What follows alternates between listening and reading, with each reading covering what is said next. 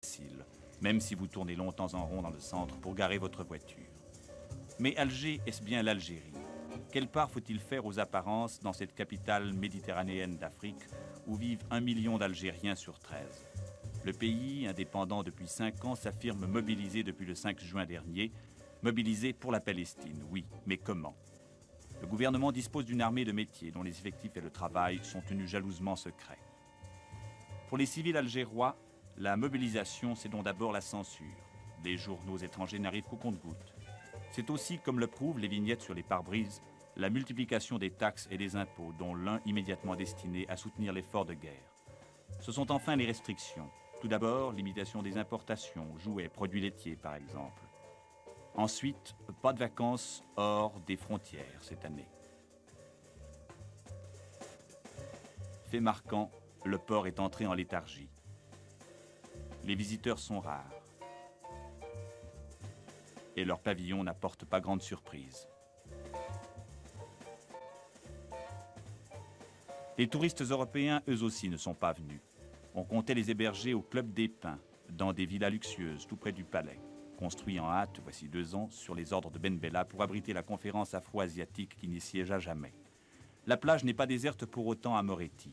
L'élite algéroise, l'administration, les professions libérales, le commerce prospère, la main-d'œuvre qualifiée, en un mot les nantis, qui représentent au maximum le 10% du peuple algérien, viennent y goûter les charmes peu orthodoxes d'une civilisation dite de consommation dont la défunte colonisation leur a laissé le secret.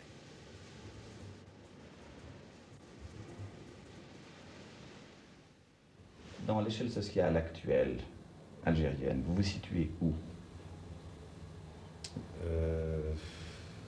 Disons, dans le milieu, si vous voulez. Réellement? Villa, voiture, tout de même, c'est pas mal. Je n'ai pas les statistiques algériennes, mais je crois me situer dans le milieu. Pour la ville d'Alger? Pour la ville d'Alger, oui. Pour la ville d'Alger. Et par rapport à l'ensemble du pays? Parmi les privilégiés, quand même. Est-il réel qu'il y a beaucoup de pauvreté en Algérie? C'est les conséquences de la colonisation. Cette pauvreté disparaîtra probablement dans quelques années. C'est une pauvreté qui avait été voulue, instaurée même. Parce que nous avons justement, si moi aujourd'hui je possède cette village, si je peux élever mes enfants comme je le souhaite, leur donner une instruction que tout Algérien souhaite, c'est parce que j'ai eu la chance de me trouver, d'être né dans la capitale, si vous voulez, d'avoir les écoles à proximité, d'avoir un père qui étant prolétaire, était quand même fonctionnaire, travaillait comme boulanger dans une administration. Avez-vous l'impression d'avoir été vous-même victime d'une certaine discrimination lors de vos études? J'en porte encore les traces. En quoi a-t-elle consisté? Comment s'est-elle manifestée? Ben, c'était quotidien. Des vexations, des empêchements. C'était inexplicable. C'était, je vous dis, quotidien. C'était quotidien. Misère et chômage. Même Alger n'est pas épargné. Il suffit d'ouvrir les yeux. 9 personnes s'entassent ici. Un couple algéro-français, 6 enfants. La mère étant malade, la grand-mère alsacienne est venue à la rescousse. Elle parle allemand, ce qui lui permet plus de franchise en présence de son gendre. Ce n'est qu'un exemple, et de loin pas le pire. Je suis resté bien 2 ans. 2 ans. Oui. 2 ans sans travail, sans trouver le travail ici, quoi. Maintenant, il y a à peine 17 mois quand je travaille. Depuis 66. 66, oui. quoi. Depuis qu'on a changé d'ailleurs la conciergerie. Conciergerie, là, que j'ai commencé à travailler. Mais vous êtes ancien combattant. Oui, oui. Vous avez travaillé dans le FLN en France. Dans le FLN en France. Oui, j'ai tous mes papiers, j'ai tous mes... Enfin, ce qu'il fallait, quoi. Ça ne vous a pas aidé à trouver du travail? Non, non. Ça ne m'a pas aidé à trouver le travail parce qu'il fallait connaître quelqu'un. Vous voyez, dans une administration, il faut connaître quelqu'un pour qu'il peut vous embaucher, quoi. Et ça, d'abord, c'est toujours été comme ça et je vois que c'est toujours resté comme ça.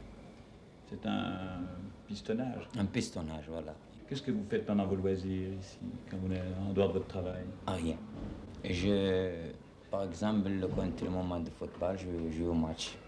Je vais insister voir les matchs.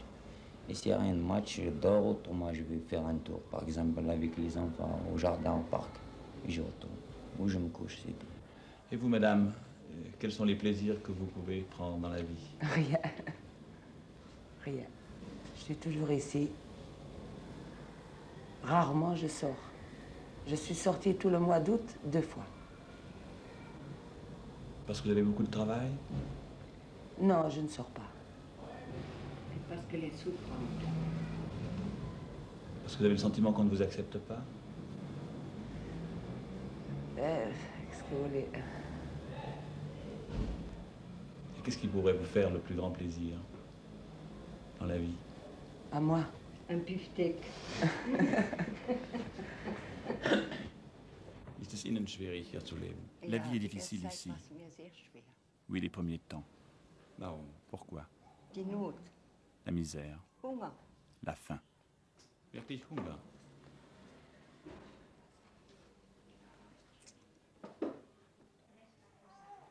La jeune République algérienne contrôle sévèrement l'information. Elle redoute que la presse étrangère n'exploite ses plaies. Les présidents de communes ont l'ordre de ne pas laisser filmer leur village sans autorisation, et les autorisations savent se faire attendre. Mais la maladie, elle, n'attend pas. Vous recevez combien de malades par jour, ma sœur? Environ 180 en moyenne, 180 à 200. Quelquefois même, nous allons largement à 200 et certainement nous les dépassons dans les grosses matinées quand il y a des grosses bourrées. C'est un dispensaire officiel C'est un dispensaire officiel de l'État. de l'État. Et quelles sont les maladies qui viennent vous voir? Tout vient au dispensaire. Alors, le dépistage se fait ici pour envoyer à l'hôpital. Mais les maladies les plus fréquentes? Ce qui est le plus fréquent ici en Algérie, ce sont les infections cutanées. Je crois qu'on peut leur donner la priorité. Et du point de vue de l'alimentation, est-ce que la population a suffisamment à manger? Non. La population est sous-alimentée. Sous-alimentée. Vous savez, par exemple, pour le repas de midi, chez les pauvres, on n'appelle pas ça un repas. Ils grignotent un peu de pain, un peu de galette, avec des oignons, quelques figues, quelques fruits comme ça, mais le vrai repas, les gens, je crois, ne savent pas beaucoup ce que c'est. Nous sommes à 40 km d'Alger, ma sœur. Est-ce qu'il y a une grande différence entre Alger et le reste de l'Algérie? Il y a une grande différence entre Alger et le reste de l'Algérie. Et même la population d'Alger ne se rend absolument pas compte, ne se rend pas compte de la misère du bled. Vraiment pas. Et vous avez un médecin? Nous avons un médecin algérien, mais qui ne vient pas souvent. Vous le voyez combien de fois? Une fois par semaine maintenant, ce n'est pas beaucoup. Avez-vous suffisamment de médicaments? Nous n'avons pas assez de médicaments. Alors ça, les médicaments manquent, surtout les fortifiants. Surtout les fortifiants. Et puis alors les produits pour l'estomac, pour les maladies d'estomac. Parce que c'est la vérité, les 3/4, je crois, des Algériens souffrent d'ulcères, de gastrite. Ça, c'est très, très fréquent. Est-ce que vous êtes plutôt pessimiste? Il ne faut pas être pessimiste. Je crois que c'est un très mauvais moment à passer pour l'Algérie. C'est un mauvais moment, mais après les mauvais moments, il y a les bons qui reviennent, il faut qu'on le souhaite, et que ce soit difficile, c'est sûr.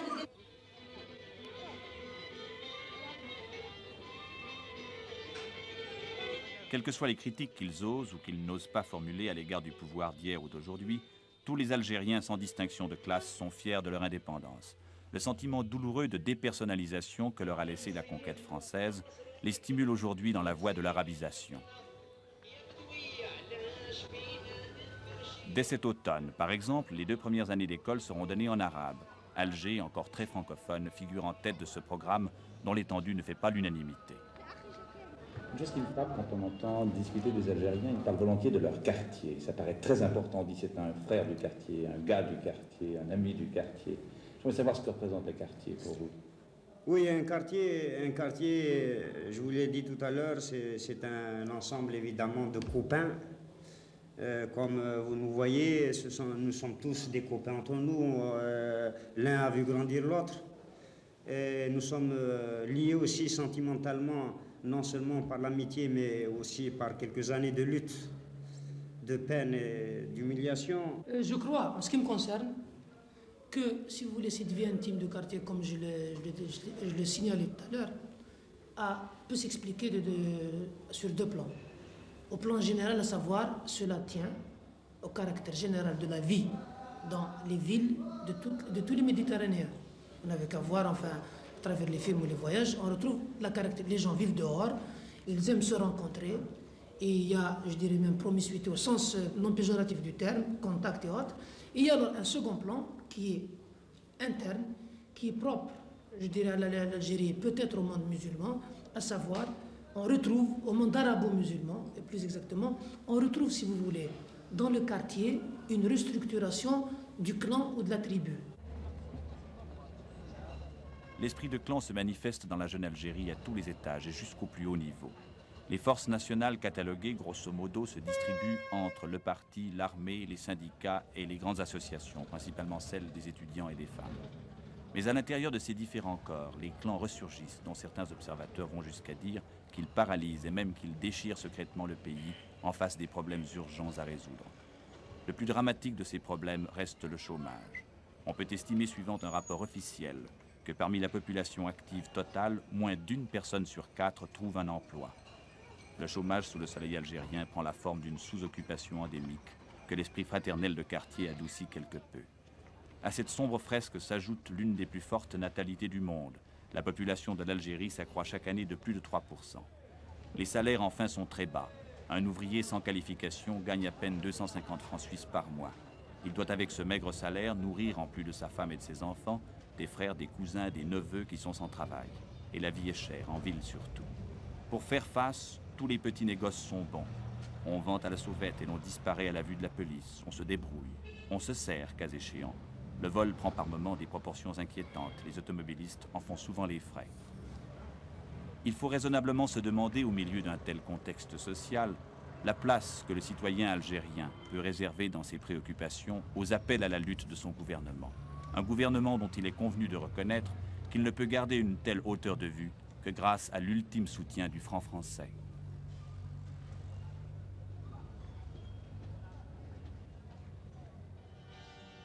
La disparition du chômage nécessite la mise en place d'un ensemble industriel prospère.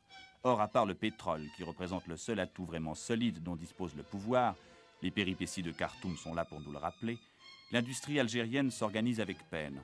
On cite des dettes astronomiques, des bilans capricieux, des faillites coûteuses pour l'État. Le choix n'est pas toujours fait, en dépit d'une vocation socialiste et progressiste constamment réaffirmée, entre l'initiative privée, souvent étrangère, et l'économie nationale étatisée. Il semble aux dernières nouvelles qu'une option se dessine en faveur d'un régime mixte, la nationalisation des industries étrangères devant se poursuivre, mais au sens politique et non économique du terme. L'État algérien, brusquement privé de cadre, ne peut sans vaciller porter seul sur ses jeunes épaules la charge de grand patron. Mais comment partager les responsabilités sans partager les profits ?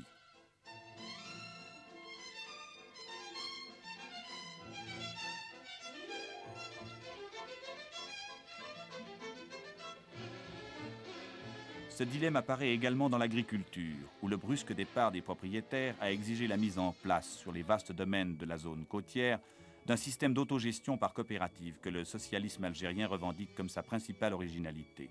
C'est une réussite inégale. Ailleurs, c'est la tragédie. Certaines régions sinistrées des Aurès sont privées de récolte pour la 3e année consécutive par suite de sécheresse. Il faudrait que les terres riches puissent financer l'irrigation des terres pauvres, faute de quoi l'Algérie, hors d'Alger, pourrait bien être un jour mobilisée par la famine. Mais ce domaine est l'un des domaines qui marche bien. C'est un domaine qui, d'ailleurs, de 64-65, il a fait près de 88 millions de bénéfices. Ce n'est pas le cas de tous les domaines. Ce n'est pas le cas de tous les domaines. Ça dépend d'ailleurs des cadres de fonctionnement des domaines. Il y a la technique qui joue, il y a c'est-à-dire la capacité des travailleurs. Il y avait déjà sur ce domaine des cadres algériens en place. Ah oui, par exemple, vous prenez le chef de culture, vous prenez le pointeur, vous prenez le caviste, vous prenez tous les cadres, c'est-à-dire il était avant l'indépendance. Il y en a qui ont 30 ans, il y en a qui ont 40 ans, qui sont dans le domaine, d'ailleurs qui connaissent la routine des terrains, comment ils fonctionnent. De façon générale, en Algérie, les domaines autogérés qui marchent bien finissent par payer pour les domaines qui marchent moins bien, parce qu'il y a un système de compensation. Ah, bien sûr, ça c'est normal. C'est normal. Avant, ça a été fait comme ça, mais maintenant, je crois que ça va changer. Ça va changer. Celui qui travaille bien, il sera récompensé. Celui qui travaille mal, il sera... Parce que j'imagine qu'il doit y avoir parfois des conflits entre différents comités de gestion. Ça, c'est exact. C'est exact parce que maintenant vous travaillez, vous donnez de la peine et puis il y en a un autre qui s'en fout. Alors chacun il défend un peu de son côté. Alger parle haut dans le monde, mais que pensent au niveau du quotidien les plus jeunes citoyens de ce jeune État? Le hasard nous met en présence d'un ancien combattant. Il a 23 ans. Engagé volontaire à 16 ans dans le FLN, il a été blessé et a frôlé la mort. La balle a passé tout près du cœur. On dit aujourd'hui que l'Algérie est en guerre. Vous êtes d'accord? Ben non. Oui. Elle n'est pas en guerre du moment qu'on ne l'est pas, nous. Peut-être si, on l'est moralement, mais pas physiquement. Et quand on ne l'est pas physiquement, c'est qu'on n'est pas en guerre. Est-ce que vous seriez prêt à aller vous battre contre Israël, en République arabe unique, comme vous vous êtes battu dans le FLN? Cela dépend. De quoi? Cela dépendrait de nos hommes de gouvernement. Monsieur, des attitudes du genre du gouvernement. Et si le gouvernement vous mobilisait? Ben à ce moment-là, j'irai. À contre-cœur? Ça dépendrait des circonstances. Peut-être que j'irai de mon plein gré, peut-être à contre-cœur. Mais ça dépendrait de quelles circonstances? Si tout le peuple est uni pour une seule cause, je serais tout à fait d'accord. Je ne peux pas faire le contraire. Mais si tout le peuple n'est pas d'accord pour aller combattre Israël, je ne pense pas que je serais volontaire. Est-ce que vous redoutez une mobilisation générale de l'Algérie? Est-ce qu'on vous envoie faire la guerre? Vous pensez que c'est possible, que ça pourrait arriver? Oui, c'est fort possible. Vu qu'on mobilise les étudiants et tout ça pour leur donner, même les gens du peuple, quoi, on les mobilise. Tous les soirs, on a 2 heures de stage, quoi, de perfectionnement sur l'armement et tout ce qui s'ensuit. Vous aussi? Non, moi pas encore. Mais il y a certains jeunes, oui. Pourquoi pas vous? Parce que vous êtes anciens combattants ou bien? Ben oui, on commence par les jeunes qui n'ont pas tenu d'armes, quoi. Qui n'ont jamais tenu une arme entre les mains. On pense que vous êtes déjà formés. Ben oui, je pense, oui. Quoi qu'il y a l'armement, un nouveau armement, c'est un armement russe. Mais on nous perfectionnera sur les armements russes. Mais il faut commencer d'abord par les gens qui ne connaissaient pas qu'est-ce que c'était qu'une arme. Quoi. Mais de façon générale, vous souhaitez quoi pour votre pays? Ben, la paix et le bonheur. Comme n'importe qui. Et le bonheur, c'est quoi pour vous? Qu'on ouvre les frontières, qu'on puisse voyager, circuler? Oui, vivre. C'est ce que j'appelle vivre. Vivre en paix, quoi. Et les étudiants, qu'on a d'abord dit volontaires et qu'il a fallu mobiliser, que pensent-ils? Ils sont 5000 garçons et filles qui viennent de passer 45 jours en caserne pendant leurs vacances. Nous aurions aimé les rencontrer et les interroger pour nous convaincre de leur enthousiasme, à l'heure où l'on parle en Algérie, comme partout ailleurs, d'une dépolitisation de la jeunesse. On nous a refusé cette visite, ce qui nous autorise à supposer que la mobilisation n'est pas si populaire dans l'esprit des futurs cadres algériens. Pour les plus de 30 ans, c'est différent. Ils avaient en 1954 l'âge qu'ont aujourd'hui les étudiants. L'indépendance, c'est leur conquête. L'Algérie aura peut-être aussi son conflit de génération. Pourriez-vous vraiment aller faire la guerre en Égypte, comme vous l'avez fait dans le FLN? Il est certain que la guerre que nous aurions à faire dans l'avenir contre l'État sioniste ne serait pas du tout du même type que celle que nous avons menée contre l'occupant français. Il faudrait être aveugle, et quand même c'est un...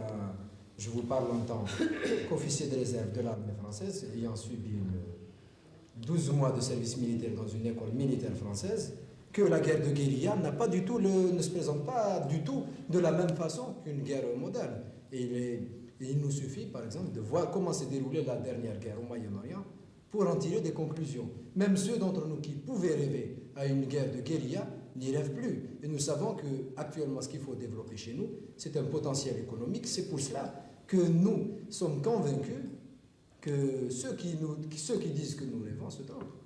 Développer un potentiel économique, mais dans l'état où est l'industrie algérienne, où se trouve l'agronomie, l'agriculture algérienne, Pensez-vous pas qu'acheter des avions, acheter des canons, acheter des blindés, c'est précisément un luxe? C'est certain que si l'Algérie était isolée, que s'il n'y avait rien autour de l'Algérie, acheter des canons au moment où notre économie a besoin de se développer, d'acquérir un second souffle, il est certain que c'est un luxe. Ce serait malhonnête de le méconnaître. Mais justement parce que l'agression sioniste a des implications économiques, a des causes économiques, l'Algérie doit en même temps s'efforcer de développer son économie et dans le même temps acquérir des armes. C'est possible dans le même temps? Essayer, du moins on essaie de marier quoi, les deux. Non, mais de toute façon, si vous voulez, c'est un ordre de priorité. On pose le terme, si vous voulez, on va poser un syllogisme. On dit, ça vous l'acceptez ou vous l'acceptez pas, du moins c'est comme ça qu'on pose le problème. On dit, si vous voulez, postulat, l'État sioniste actuellement est une base, comment dire, impérialiste qui pourrait gêner un jour ou l'autre, d'une manière ou d'une autre, directement ou indirectement, notre développement économique. Donc, pour faire le développement économique, il faut absolument d'abord, par ordre de priorité, se débarrasser d'une manière ou d'une autre, neutraliser cet État et ses alliés. Exactement, le raisonnement est du même type que celui qu'on a tenu pour la guerre d'indépendance. À l'époque aussi, on nous proposait des réformes socio-économiques et de vastes réformes qui certainement auraient réussi, mais on les a refusées. C'est ce que nous a confirmé le ministre des Affaires étrangères, M. Bouteflika, dans une interview qu'il nous a accordée à la veille de son départ pour la conférence de Khartoum. L'Algérie avait dit qu'il fallait continuer la lutte. C'est une position que nous ne pouvons pas changer, qui s'inscrit tellement dans nos mœurs, d'autant plus dans nos mœurs qu'elle s'inspire en fait de notre passé, de notre essence, de notre existence même en tant qu'État indépendant. Quand il y a un vainqueur et un vaincu, il y a toujours des conditions. Les conditions du vainqueur. Comment voulez-vous créer une situation favorable si vous vous présentez avec un drapeau blanc? Même si vous voulez examiner le problème des conditions du vainqueur, d'une manière ou d'une autre.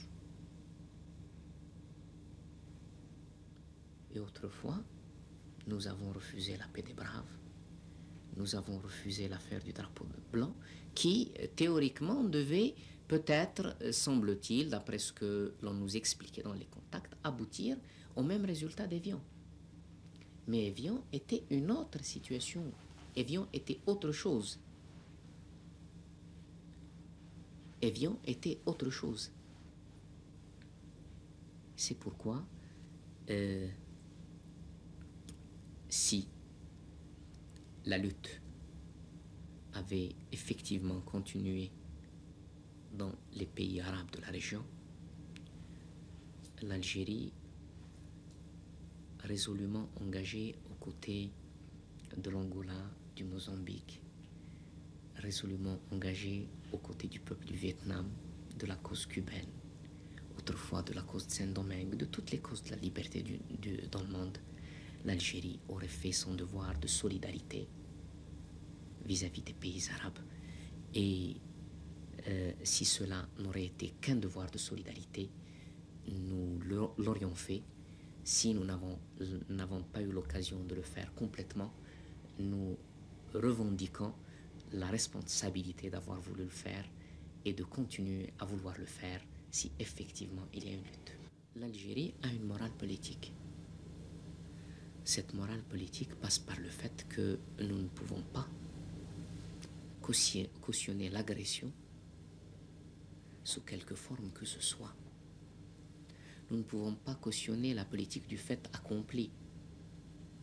Nous ne pouvons pas accepter la règle de l'ONCLUS,